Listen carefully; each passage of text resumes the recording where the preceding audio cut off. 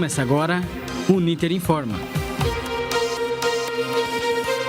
Boa noite, são 18 horas e os termômetros marcam 21 graus em Curitiba. Agradecemos a sua audiência neste final de sexta-feira. Eu sou Ivone Souza e nessa edição você vai ouvir.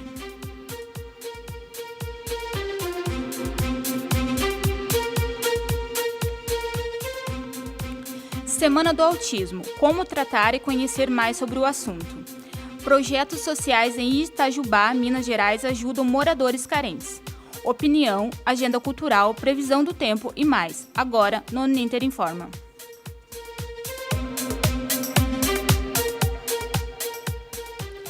Estamos ao vivo no Rádio Jornal Laboratório do curso de Jornalismo Ninter.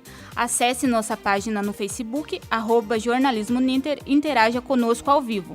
Acesse também os programas anteriores em mediaçãoninter.com.br.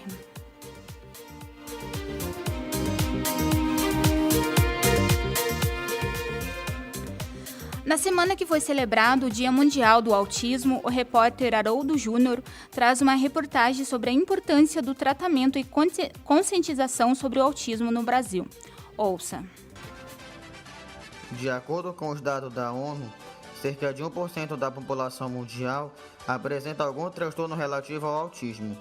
Estima-se que só no Brasil existam cerca de 2 milhões de autistas. Levando esse dado em considerações, tendo como essas bases informações, em 2008, a Organização das Nações Unidas instituiu o dia 2 de abril como o Dia Mundial do Autismo, data que no Brasil dá início à Semana de Conscientização do Autismo. Para comentar um pouco sobre o autismo, vamos ouvir a neuropsicóloga Carolina Monteiro. O autismo ele é considerado um transtorno do neurodesenvolvimento, que os sintomas tendem a aparecer antes dos 30 meses de idade e que é caracterizado basicamente pelo prejuízo em 3 domínios do desenvolvimento, que são a comunicação, o comportamento e as interações sociais.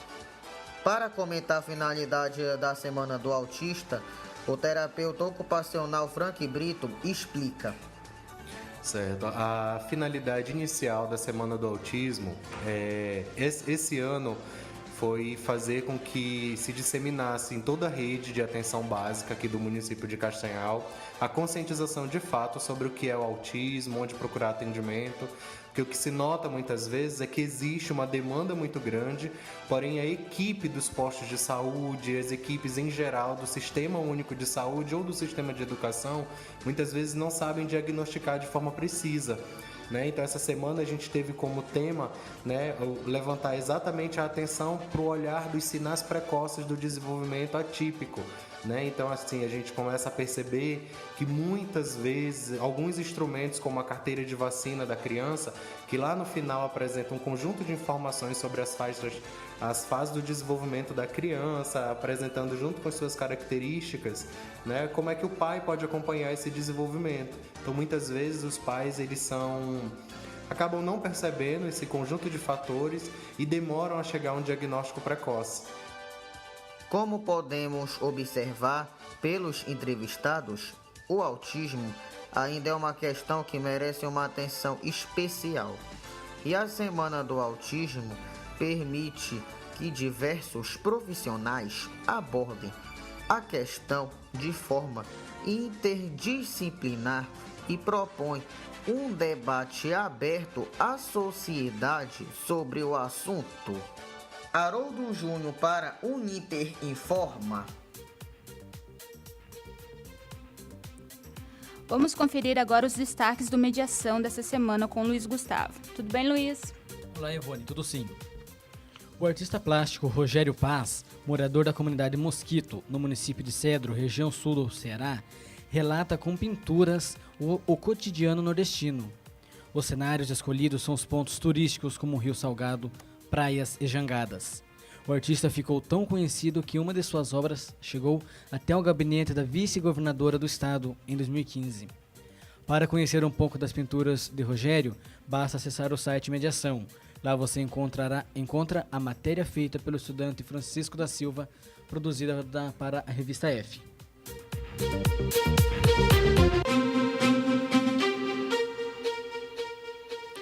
A agência Mediação está a todo vapor na cobertura do Festival de Teatro de Curitiba. Para conferir as matérias e tudo que já rolou até agora, basta entrar no site do Mediação e clicar na página no canto direito da tela. O hot site foi criada exclusivamente para a cobertura do festival e já está recheado de conteúdos bem legais. Confira lá. O que fazer para se destacar na cena underground? Esse foi o assunto abordado no programa Nosso Rock desta semana. A equipe entrevistou Klaus Coty, mais conhecido como Chucro Billy Man, e participaram praticamente de uma aula sobre influências do rock. Coty falou sobre a divulgação do trabalho independente, experiências tocando no exterior, os prós e contras de ser one-man band e muito mais. Dê uma conferida como foi esse bate-papo. Tá bom. E qual que é o tema de hoje, Gi, pra gente falar? Nosso tema é como se destacar na cena underground. É isso aí, né? Ninguém melhor para já começar a abrir a nossa temporada 2019 aqui, né? Nosso primeiro programinha com o convidado do ano. E para começar então, Klaus, divulgar um trabalho independente sempre é uma tarefa difícil para as bandas, né? Por causa, não tem gravadora, né? Não tem muita coisa assim para ajudar a expandir, né? Para mais lados, né? O trabalho. Para um artista como você, que é um main band, né? Um artista solo, esse desafio é ainda maior? Como que você enxerga isso? Pois é. Não, então, é difícil, né, de saber muito bem, né? Porque as coisas vão mudando também, né? Mas eu acho que depende de você começar a acreditar no que você está fazendo, assim, né? Fazer um negócio que você acha legal, né? Que não seja assim, meio... sei lá...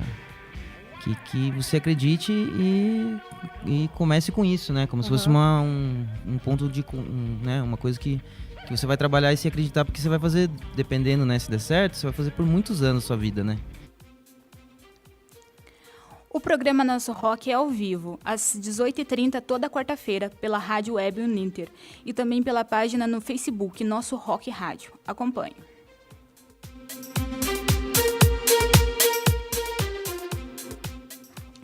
Agora são 18h07 em Curitiba.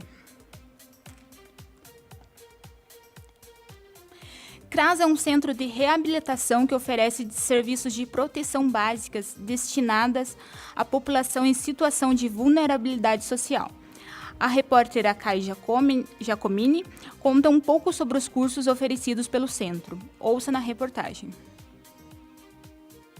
O Centro de Referência de Assistência Social, mais conhecido como CRAS, é a porta de entrada de assistência social. É um local público localizado prioritariamente em áreas de maior vulnerabilidade social, onde são oferecidos os serviços de assistência social com o objetivo de fortalecer a convivência com a família e com a comunidade. A equipe do CRAS apoia ações comunitárias por meio de palestras, campanhas e eventos, atuando junto à comunidade na construção de soluções para o enfrentamento de problemas comuns, como falta de acessibilidade, violência no bairro, trabalho infantil, falta de transporte, baixa qualidade na oferta de serviços, ausência de espaços de lazer cultural, entre outros. Em entrevista, Luana Brandão, assistente social do CRAS, conta um pouco sobre os programas que são ofertados. Meu nome é Luana, eu sou assistente social do CRAS, programa Bolsa Família. Aqui no CRAS ofertamos o serviço PAIF e o serviço de convivência e fortalecimento de vínculo. Amanda Lara, psicóloga do CRAS, complementa o que Luana disse a respeito dos programas ofertados. O nosso principal trabalho aqui é o PAIF, que é o Serviço de Proteção e Atendimento Integral às Famílias, que nós acompanhamos famílias que estão vivenciando um contexto de vulnerabilidade social, né? Luana cita as oficinas que são ofertadas pelo CRAS. No CRAS nós temos oficinas de cabeleireiro, dança, manicure, culinária, taekwondo, esporte, violão, TA. Através dessas oficinas, nós acompanhamos essas famílias e essas famílias vêm até o CRAS para fazer as oficinas. Amanda complementa o que Luana disse a respeito dos benefícios que as oficinas trazem às comunidades. E além disso, né, dá a elas a possibilidade de um trabalho futuro, né? Porque aprendendo uma atividade aqui, né, seja ela a culinária ou fazer um cachecol, né, ou mexer com cabelo, ela possa conseguir um tipo de renda posteriormente. Maria das Graças, monitora de crochê e de bordado, conta como é o seu trabalho no CRAS. E aí eu passo um que eu sei para as pessoas e as pessoas passam para mim o que elas sabem, que é uma troca. Então, estou muito feliz em trabalhar aqui, ensinando elas bordarem, fazer os trabalhinhos delas. Eu acho que traz muita diferença, porque quando elas vêm para cá, elas esquecem de tudo. Então, a gente passa, assim, aquela coisa para elas, só coisas positivas. Neuza Pereira de Oliveira, do Lar, conta como é a sua experiência como aluna do CRAS. Muito bom mesmo, que tudo que falava comigo, às vezes eu conversava, eu ficava chorando, ficava muito em casa. Eu fiz primeira pintura no pano, né, tecidos. Depois eu fiz aqueles bonecozinhos de reciclagem, né, e agora fiz pintura no tecido e agora tô fazendo tricô e crochê. No CRAS, os cidadãos também são orientados sobre os benefícios assistenciais e podem ser inscritos no Cadastro Único para programas sociais do governo federal. Procure o CRAS mais próximo da sua casa. Essa unidade é pública e os serviços são gratuitos. A Caixa Comine para o Uninter informa. No quadro Opinião de hoje, vamos falar sobre mais uma polêmica envolvendo o governo brasileiro e a ditadura militar. Confira na voz de Patrícia Zene. Nas últimas semanas, um tema polêmico voltou com força no cenário nacional: a ditadura militar. No dia 31 de março, completaram 55 anos desde que os militares tomaram o poder no país. Mas a data não passou em branco. O governo de Jair Bolsonaro determinou que o Ministério da Defesa fizesse comemorações pelo aniversário do golpe. Passada a data, o assunto não morreu. Pelo contrário, o governo foi duramente criticado pelo plano de celebração, inclusive pelo relator especial da ONU, Fabin Salvioli. Em resposta, o governo de Jair Bolsonaro enviou um telegrama para a ONU afirmando que não houve golpe de Estado e que os anos de governo militar foram, abre aspas, para afastar a crescente ameaça de uma tomada comunista do Brasil e garantir a preservação das instituições nacionais, no contexto da Guerra Fria, fecha aspas. As críticas do relator foram rebatidas como sem fundamento e que também a ONU, abre aspas, deve respeitar os processos nacionais e procedimentos internos em suas deliberações, fecha aspas. A notícia com o comunicado completo saiu na BBC Brasil. Mas não basta fazer essa comemoração de um dos piores períodos da história brasileira, onde pessoas foram torturadas e mortas por discordarem do governo, por denunciar algum ato de corrupção. Elas não tiveram julgamento e não puderam se defender. Crianças inocentes também foram torturadas. Uma matéria publicada na Agência Brasil no dia 10 de dezembro de 2014, pela repórter Michele Canes, divulga que a Comissão Nacional da Verdade confirmou 434 mortes e desaparecimentos durante o período. Entre essas pessoas, 210 ainda estão desaparecidas. Mais de 300 pessoas, entre militares, agentes do Estado e ex-presidentes, foram responsabilizadas pelas ações ocorridas na ditadura. A título de curiosidade, a Comissão Nacional da Verdade foi instalada em 2012 e extinta no final de 2014. Como pode, em um período tão curto de tempo? Até pouco tempo estávamos investigando os excessos ocorridos na época da ditadura, e agora os representantes que elegemos estão negando o que aconteceu? Uma matéria publicada na Folha de São Paulo, no dia 3, diz que o ministro da Educação, Ricardo Vélez Rodrigues, afirmou que serão feitas mudanças no conteúdo dos livros didáticos, no que diz respeito ao golpe e à ditadura que seguiu durante 21 anos. É isso mesmo, o que aprendemos na escola, na aula de história, até o que aprendemos aqui mesmo na faculdade, vai mudar. Porque para o ministro não houve golpe, e o regime militar não foi uma ditadura. Você lembra o que aprendeu na escola? Pois é, para o ministro aquilo não aconteceu. Vélez também afirmou que o golpe foi uma decisão soberana da sociedade brasileira e a ditadura foi um regime democrático de força. Sim, o presidente Bolsonaro e um dos filhos, Eduardo, já tinham manifestado a intenção de fazer uma revisão histórica do período nos livros didáticos. Eduardo descreveu em uma rede social que, abre aspas, um povo sem história é um povo sem cultura, fraco. Se continuarmos no nosso marasmo, os livros escolares seguirão botando assassinos como heróis e militares como facínoras, fecha aspas. Para eles, quem torturou e matou pessoas, quem tirou a nossa democracia, tem que ser visto como herói. É isso mesmo, vamos passar por cima de tudo que foi estudado até agora e colocar para os alunos a visão dessas pessoas, que não são especialistas e claramente têm um lado.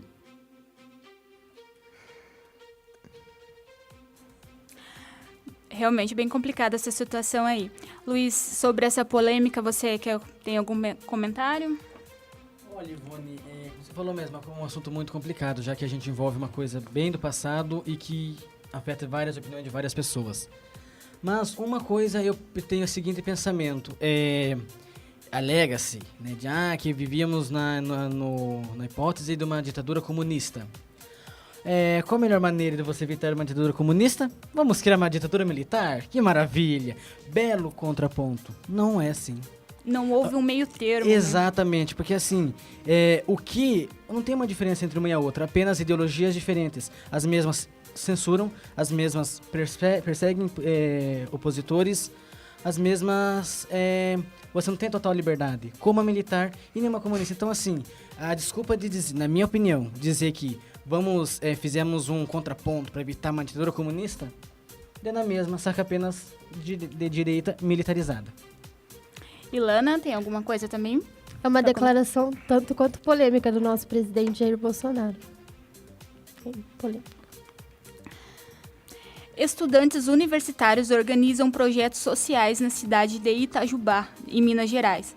A missão é ajudar pessoas necessitadas. Com isso, a ONG Amigos de Itajubá leva apoio social para muitas famílias da cidade.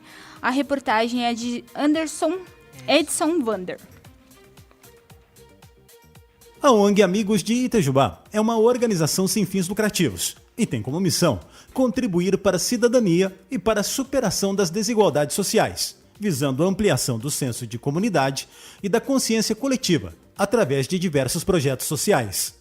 Carolina Capuani, estudante do 5º período de Engenharia Civil da Universidade Federal de Itajubá, é diretora de projetos da ONG e explica que a ONG também faz parte do projeto de extensão da faculdade. A ONG foi formada em 2001 por alunos da Unifei, que tinham vontade de fazer um serviço social, mas tinham que formalizar isso para entrar como um projeto de extensão da Unifei e conseguir também, ao mesmo tempo que a gente fazia o serviço social, conseguir dar as horas da faculdade que a faculdade necessita, né? Atualmente conta com 88 voluntários, sendo que nós somos divididos na diretoria e nos voluntários que são participantes, voluntários fixos e os voluntários esporádicos. 6 projetos são desenvolvidos atualmente pela ONG Amigos de Itajubá. O Visitas, que faz visitações em asilos, abrigos e orfanatos. O Conexão dos Saberes, que traz reforço para escolas de comunidades carentes e para o abrigo Anjo Acolhedor. O Revitalizar, que faz reformas em lugares públicos, como o parque de escolas, por exemplo. O Eventos, que organiza campanhas de agasalho, ações sociais com médicos, professores, psicólogos e cabeleireiros. O Hortas, que conscientiza crianças de escolas públicas da importância de consumir verduras e legumes. E o Itajubá Invisível, que colhe depoimentos de moradores de rua e pessoas em situação vulnerável. Em situações extraordinárias, a ONG também se mobiliza, como explica Carolina Capuani. A ONG trabalha muito observando o que está acontecendo na comunidade. Então, por exemplo, quando acontece algum desastre desse tipo e a gente sabe que tem alguma família específica precisando de alimento ou precisando de roupas, por exemplo, a organização de campanhas faz uma campanha pontual, fora de época, para ajudar essa comunidade ou essa família e arrecadar alimentação e arrecadar também roupas, vestuário, material escolar, às vezes. Tudo que for necessário que a gente souber que tem uma família ou um bairro específico precisando na cidade. Wesley Felipe Ribeiro dos Santos é estudante do 7º período de Engenharia de Produção e cuida do núcleo de eventos. E explica que a ONG, para ele, é mais do que praticar uma boa ação. Bem, eu sempre me senti assim um peso de ter que fazer alguma coisa, devolver alguma coisa para a sociedade. Por ter a oportunidade de estar estudando em uma faculdade, por ter a oportunidade desde criança ter estudado. E através da ONG eu consegui achar alguma coisa que me desse a opção de fazer de uma forma que eu me desenvolvesse também. Parece que a gente está só fazendo as coisas pelos outros, mas a maior mudança acontece na gente mesmo. A gente aprende muita coisa quando a gente tem que lidar com os projetos. Conheça mais pelo facebook.com/ONG Amigos de Itajubá. Edson Vander para o Uninter Informa. Vamos conferir agora os destaques da agenda cultural para o final de semana, com Ilana Zazi. Boa noite, Ilana. Boa noite, Ivone. Hoje tem a apresentação da peça As Mentiras que os Homens Comprometidos Contam, às 9 horas da noite, na Associação Atlética Banco do Brasil. O ingresso custa R$ 40,00 e 20,5. A indicação é 16 anos. Amanhã, às 7 horas da noite, na Associação Atlética Banco do Brasil, tem a apresentação da peça Passa o Whats, por aqui é ruim de conversar.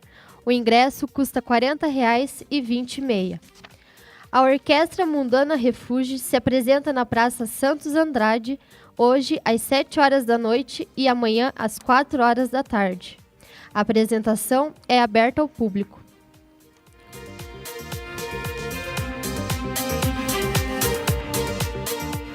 No domingo, às 7 horas da noite, na Associação Atlética Banco do Brasil, tem a apresentação da peça Histórias Infantis para Adultos. O ingresso custa R$ 40,00 e 20,5. A indicação é 16 anos. Na Casa do Contador de Histórias ocorrem 3 apresentações da peça Emojis na Aventura do Faz de Conta.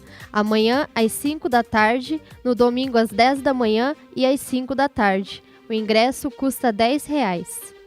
Amanhã e no domingo, às 11 horas da manhã, tem um evento gastronômico Gastronomics, no Museu Oscar Niemeyer. O ingresso custa R$ 12,00 e não é consumível.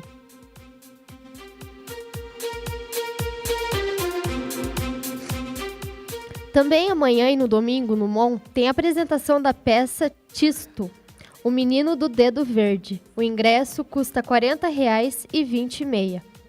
A peça Dezembro tem 3 apresentações no Museu Oscar Niemeyer, hoje e amanhã às 9 horas da noite e no domingo às 7 horas da noite. O ingresso custa R$ 70,00 e a meia entrada R$ 35. Hoje, no Teatro da Reitoria, às 9 horas da noite, tem a última apresentação da peça Fúria. O ingresso custa R$ 70,00. Estudantes e aposentados pagam R$ 35. A indicação é acima de 18 anos.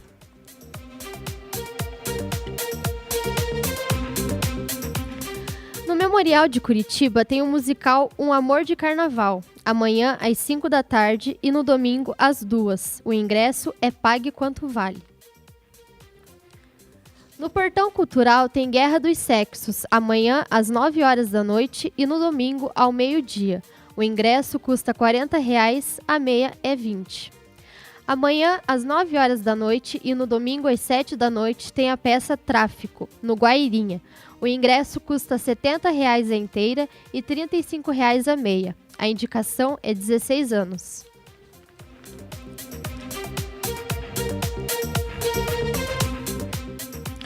O espetáculo Mish Mesh tem mais 3 apresentações no Parque Cultural.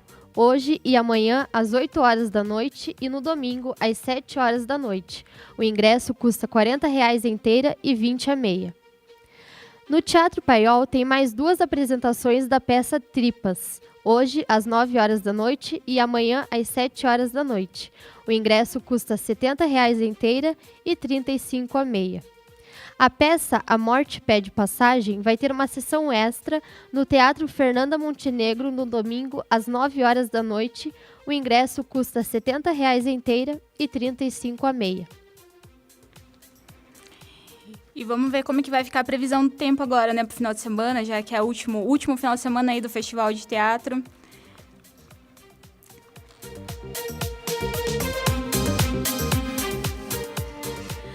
Amanhã, a previsão de temperatura para Curitiba mínima de 15 e máxima de 24 graus. O dia terá poucas nuvens.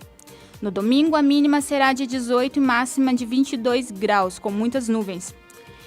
E aí vai um recado para o final do ano.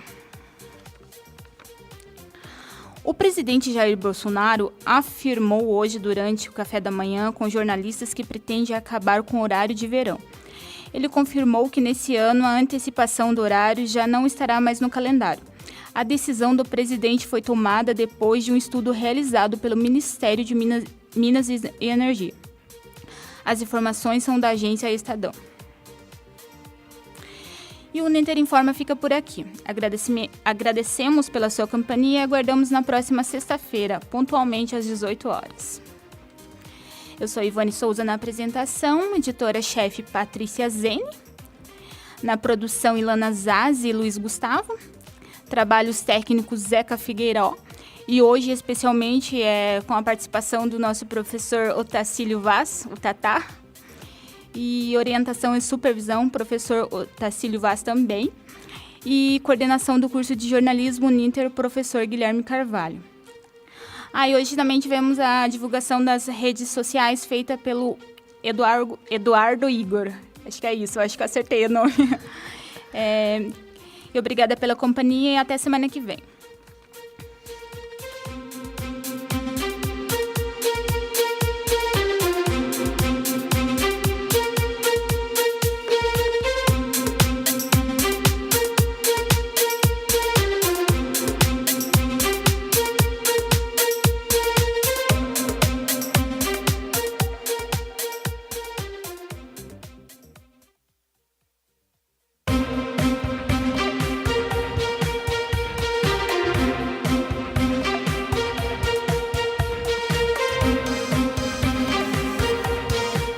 Você ouviu o Uninter Informa.